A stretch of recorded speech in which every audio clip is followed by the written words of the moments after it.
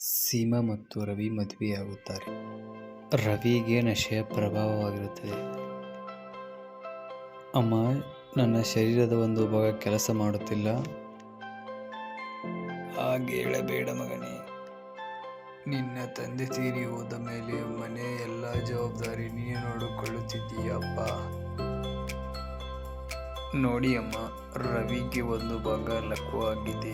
ಇನ್ನು ಮುಂದೆ ಟ್ರ್ಯಾಕ್ಟರ್ ಚಲಾಯಿಸಲಾಗುವುದಿಲ್ಲ. ಮನೆಯಲ್ಲಿ ಕಷ್ಟದ ಸಮಯ ಶುರುವಾಗುತ್ತದೆ. ತಗೊಳ್ಳಿ ಅಮ್ಮ, ಊಟ ಮಾಡಿ. ನನಗೆ ಒಬ್ಬನೇ ಮಗನಿದ್ದಾನೆ. ನನಗೆ ಭವಿಷ್ಯದ ಚಿಂತೆಯಾಗುತ್ತಿದೆ. ಅವನು ಕೂಡ.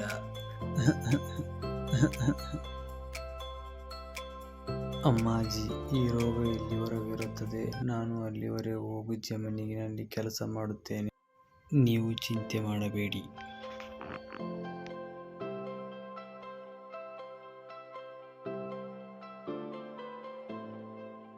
ಇದು ತಗೋ ಅಮ್ಮ, ನೀರು ಕುಡಿ. ಹೇಗಿದೆ ಕೆಲಸ? ನಾನು ಟ್ರ್ಯಾಕ್ಟರ್ ಚಲಾಯಿಸುವುದು ಕಲಿತರೆ ಕೆಲಸ ಇನ್ನಷ್ಟು ಸುಲಭವಾಗುತ್ತದೆ ಅಮ್ಮ. ಜಗತ್ತು ಏನೇ ಹೇಳುತ್ತೆ ಅಮ್ಮ, ಹೆಣ್ಣು ಮಗಳು ಟ್ರ್ಯಾಕ್ಟರ್ ಚಲಾಯಿಸುವುದನ್ನು ನೋಡಿ. ಅಮ್ಮ, ಜಗತ್ತು ಹೇಳುವುದು ನೋಡಬೇಕು, ನಮ್ಮ ಮನೆ ನಡೆಯುವುದು ನೋಡಬೇಕು.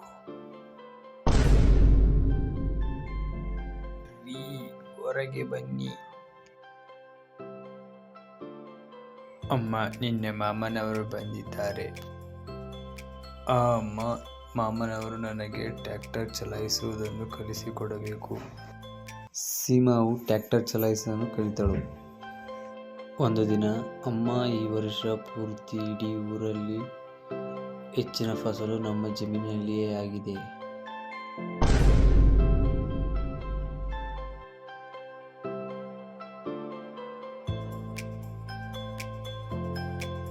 ಅಮ್ಮ, ಖುಷಿಯಾಗಿಲ್ವಾ ನಿಮಗೆ? ಇವತ್ತು ವೈದ್ಯರು ಮನೆಗೆ ಬಂದಿದ್ದರು. ರವಿಯ ಗುಣಮುಖನಾಗಲು 5 ಲಕ್ಷ ರೂಪಾಯಿಗಳನ್ನು ಕೇಳಿದರು. ಸೀಮಾ ಸುಮ್ಮನಾಗುತ್ತಾಳೆ. ಮರುದಿನ ಅಮ್ಮ ಸೀಮಾನ ಹತ್ತಿರ ಬಂದರು. ನೋಡಮ್ಮ, ನನ್ನ ಹತ್ತಿರ ಇಷ್ಟು ಹಣವನ್ನು ಜಮಾ ಮಾಡಿದ್ದೇನೆ. ನಿನ್ನ ದವಸ ಧಾನ್ಯ ಮಾರಿ ನಿನ್ನ ಹತ್ತಿರ ಎಷ್ಟು ಹಣವಾಗುತ್ತೋ ಅಷ್ಟನ್ನು ತೆಗೆದುಕೊಂಡು ಬಾ.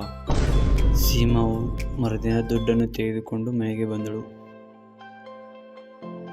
ಅಮ್ಮ, 3 ಲಕ್ಷ ರೂಪಾಯಿ ಮಾತ್ರ ಜಮಾವಾಗಿದೆ. ಬಾಕಿ ಹಣ ಹೇಗೆ ಜಮಾ ಮಾಡುವುದು? ಜಮೀನು ಮಾರಬೇಕಾಗುತ್ತದೆ. ಜಮೀನು ಮಾರಿ ಏನು ತಿನ್ನಬೇಕು ಅಮ್ಮ? ಬೇರೆ ದಾರಿನೇ ಇಲ್ಲ. ರವಿಗೆ ಗುಣವಾದರೆ ಹೆಚ್ಚು ಜಮೀನು ತೆಗೆದುಕೊಳ್ಳುತ್ತಾನೆ. ಎಲ್ಲ ಜಮೀನನ್ನು ಮಾರಿ ಹಣವನ್ನು ತೆಗೆದುಕೊಂಡು ಬರುತ್ತಾರೆ.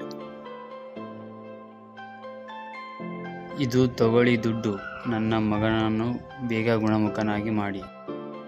ರವಿಗೆ ಗುಣವಾಗಲು 6 ತಿಂಗಳ ಸಮಯ ಬಿಡುತ್ತದೆ.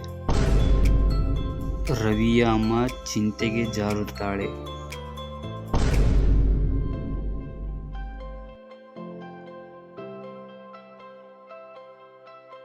ಅಮ್ಮ, ನನಗೆ ಓದಲು ಬರೆಯಲು ಬರುವುದಿಲ್ಲ.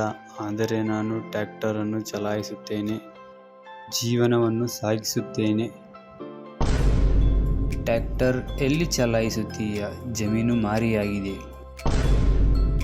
ಅಮ್ಮ, ನಾನು ಬೇರೆಯವರ ಜಮೀನಲ್ಲಿ ಕೆಲಸ ಮಾಡುತ್ತೇನೆ. ಆವಾಗ ದುಡ್ಡು ಬರುತ್ತದೆ ಅಲ್ವಾ? ಸೀಮಾ ಕೆಲಸವನ್ನು ಶುರು ಮಾಡುತ್ತಾಳೆ. ಬಂದ ದುಡ್ಡಿನಿಂದ ಮನೆ ನಡೆಸುತ್ತಿದ್ದಳು. ಮಾಜಿ, ಪಕ್ಕದ ಆಸ್ಪತ್ರೆಯಲ್ಲಿ ನನಗೆ ನೌಕರಿಯಾಗಿದೆ. ಅಲ್ಲಿ ಹೆಚ್ಚಿನ ದುಡ್ಡು ನೀಡುತ್ತಾರೆ ಮತ್ತು ಮನೆಯ ಸಂಸಾರ ಮತ್ತು ಆಸ್ಪತ್ರೆಯ ಖರ್ಚು ನೋಡಿಕೊಂಡು ಹೋಗುತ್ತದೆ. ಆದರೆ ಕೆಲಸ ಏನು? ಆಸ್ಪತ್ರೆಯ ಆಂಬ್ಯುಲೆನ್ಸ್ ಚಲಾಯಿಸುವುದು. ಊರಲ್ಲಿ ನೀನು ಪ್ರಸಿದ್ಧ ಮಹಿಳೆಯಾಗಿದ್ದೀಯಾ ಅಮ್ಮ? ಚಲಾಯಿಸು. ಮತ್ತು ಯಾರು ಬೇಕಾದರೂ ಯಾವ ಕೆಲಸವನ್ನಾದರೂ ಮಾಡಬಹುದೆಂದು ತೋರಿಸಿಕೊಟ್ಟಿದ್ದೀಯಾ. ಸೀಮಾವು ತನ್ನ ಕೆಲಸದ ಮೇಲೆ ನಿಷ್ಠೆಯಿಂದ ಶ್ರದ್ಧೆ ಇಟ್ಟು ಆಂಬ್ಯುಲೆನ್ಸ್ ಚಲಾಯಿಸ